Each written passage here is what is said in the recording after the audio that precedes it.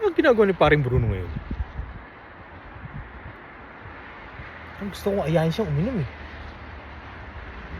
Hindi naman siya busy ngayon. Try ko nga. Puntahan natin.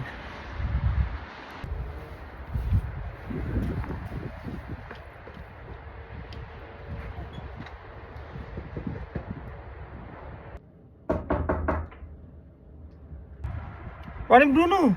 Si Butchokay ito! Paring Butchokay daw? Siya okay?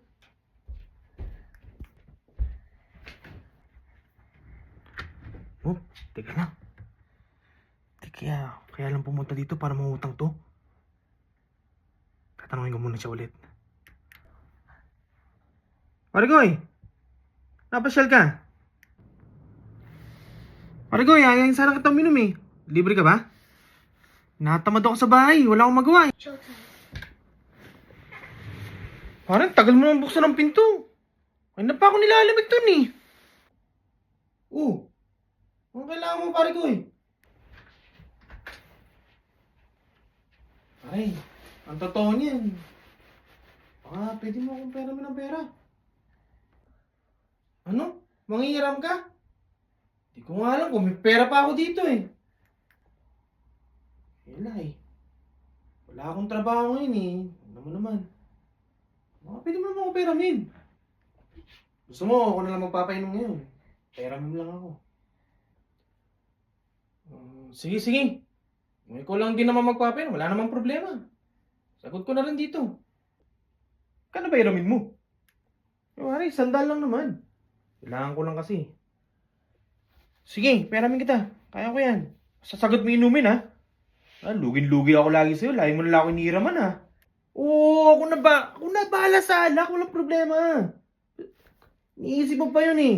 Ano? Peramin mo ako ha. A few minutes later. Wala, kapos ako brad eh. Pare! Nakabili na ako. Umpisa na natin. Nandito ka na. Puta Riz. Parang kadikit mo ang liquor store ah. Bit mo ba ang liquor store? Ang hindi alam ni paring Bruno, yung hiniram ko sa kanya, yun lang din ang pinabili ko ng alak. Naisahan ko siya doon. Nakahiram nga ako, pero at least, yun ang pangiinom namin. Wala ka na!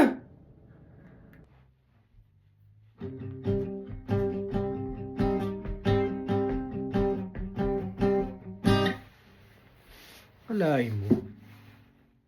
Nausahan ko si paring Bruno. Kung painiram ko sa kanya, yun lang din ang panginom namin. Yun nga lang, nagkautang ako. Pero okay lang. At least, may inumin kami.